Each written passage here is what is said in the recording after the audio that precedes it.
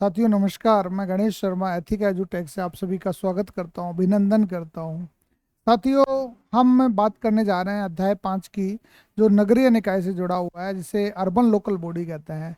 जैसा कि आप सब लोग जानते हैं कि हमारी किताब का ये 5वां अध्याय है, जिसमें हमने आपको बताया गया है कि इसमें अध्याय के उद्देश्य हैं।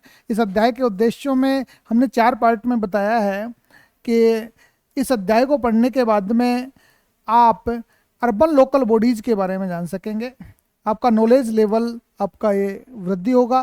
फिर हमने दूसरा समझ की बात की है, अंडरस्टैंडिंग।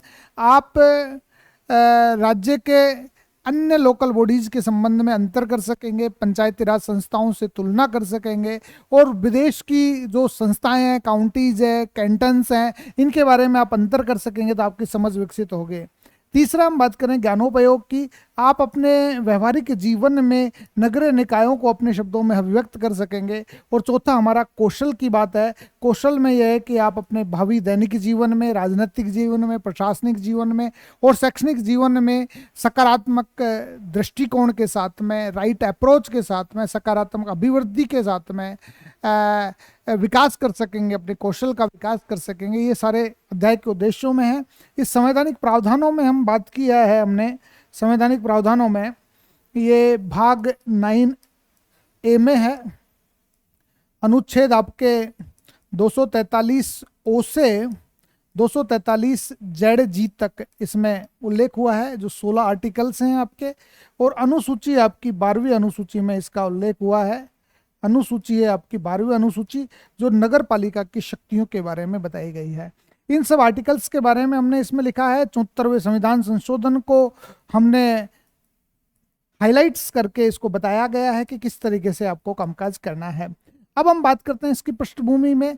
पृष्ठभूमि में हम जाएं कि जब भारत का इतिहास पढ़ते हैं तो भारत के इतिहास में शुरुआत से यहाँ से नगरीय शासन व्यवस्था के बारे में आपके सिंधु घाटी सभ्यता, हड़प्पा सभ्यता से पता चलता है। उसके बाद में सातवाहन काल में सीधा नगरीय शासन व्यवस्था के बारे में पता लगता है। मौर्यकालीन व्यवस्था से पता लगता है। इस तरीके की हमने पृष्ठभूमि रखी है। इसमें पृष्ठभूमि में हमने आपको बताया कि नगरीय निकाय किस प्रकार से आज हमारे अस्तित्व में आए हैं, जिनके बारे में हमने चर्चा की है। नेक्स्ट इसमें हम लेते हैं, नेक्स्ट हमारा जो है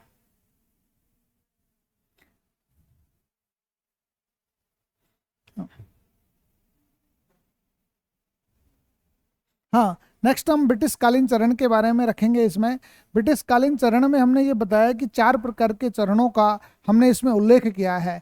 4 प्रकार का चरण इस तरीके से कह सकते हैं कि जब अंग्रेज भारत में आए तो एक नगरीय शासन व्यवस्था को साथ लेकर आए थे। तो नगरीय शासन व्यवस्था में जो शुरुआत का एम्प्रेसिज्म स्टेज है, शुरुआत के चरणों में नगरीय शासन में जो उपनिवेश स्थापित किए, कॉलोनी स्थापित की, कॉलोनी स्थापित करने के बाद में इनको नगरीय निकायों की आवश्यकता पड़ी। जैसे 1687 में आप सब लोग जानते हैं कि चेन्नई में नगर निगम की स्थापना की गई। फिर कलकत्ता और मुंबई में 1726 में नगर निगम बने। इस व्यवस्थाओं को हमने रखा। फिर बाद में रिपन प्रस्ताव 1818 में आया, तो रिपन प्रस्ताव से स्थानीय सुशासन की बात रखी गई, इसको हमने रखा है। इसमें रॉयल कमीशंस की बात आई है, उसको हमने रखा है। फिर 1919 का जो भारत शासन अधिनियम 1919 था, उसमें प्रांतों के अधीन नगरीय निकायों को रख दिया गया। इस नगरीय निकायों को रख दिया गया तो क्या उसमें चेंजेज आए, इन चीज़ों को बड़े सरल शब्दों में हमने अभिव्यक्त किया है। और जब 1935 का भारत शासन अधिनियम आया तो लोकतांत्रिक विकेंद्रीकरण की शुरुआत हुई और एक डेमोक्रेटिक डिसेंट्रलाइजेशन की शुरुआत हुई। तो ये कैसे, किस तरीके से हुई,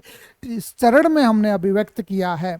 अब हम बात करते हैं नेक्स्ट इसमें, जब स्वतंत्र हो जाता है देश 1947 में, तो हमारे पास में नगरीय निकायों के संबंध में ऐसा कुछ संवैधानिक प्रावधान नहीं थे।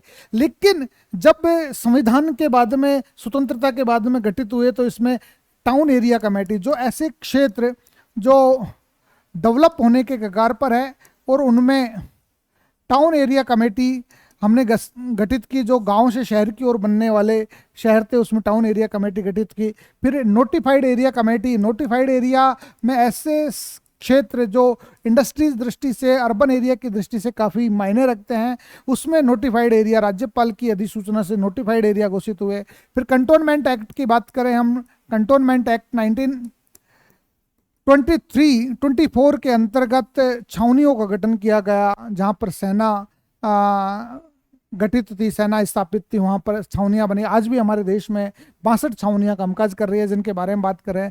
फिर एक कॉन्सेप्ट आया कि जब 74वां संविधान संशोधन आया तो ये हट गया, ये हट गया। छावनिया बोर्ड अभी भी कार्यरत है। एकल उद्देश्य अभिकरण किसी विशेष उद्देश्य की पूर्ति के लिए गठित किए गए, जिसमें आपके विकास प्राधिकरण में हम जेडीए ले सकते हैं, जोधपुर डेवलपमेंट अथॉरिटी ले सकते हैं, अजमेर डेवलपमेंट अथॉरिटी ले सकते हैं। हाउसिंग बोर्ड के मकान वगैरह जो बनते हैं उसको हमने रखा है। जयपुर मेट्रो जो अभी फेज 1 से फेज डी तक 1A से 1D तक कामकाज कर रहे हैं उसको ले सकते हैं। नगर विकास न्यास यूआईटीज को हमने इसमें ले सकते हैं। अभी रेरा का कॉन्सेप्ट आया है, राजस्थान रेरा को इसमें हमने शामिल किया है। ये हमारे गठित निकायों को बड़े सरल और सहज ढंग से बिल्कुल अपडेटेड व्यू में हमने प्रदर्शित किया है। इसके बाद में हम बात करते हैं साथियों 74वें संवैधानिक संशोधन की विशेषताएं हमने इसमें आपके प्रकट की है, और साथ में इसके जो आर्टिकल्स हैं उस आर्टिकल्स को सरल भाषा में हमने अभिव्यक्त किया है, जिसमें आपके नगरीय निकाय हैं, इसमें आपके चुनाव पद्धति है, इसमें आपके कार्यकाल है, इसमें आपके शपथ है, इसमें आपके चुनाव आयोग है, इसमें आपके वित्त आयोग है, लेखों की ऑडिट है, आपके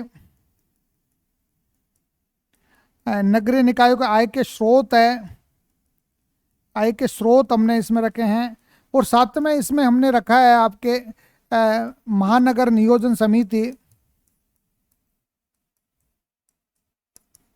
और जिला नियोजन समिति को हमने रखा है, जिला नियोजन समिति इसमें रखी है। और साथ में हमने एक तालिका बनाई है, इसमें तालिका में नगरीय निकाय से जुड़ी हुई समितियों को हमने रखा है। नगरीय निकाय से जुड़ी समितियां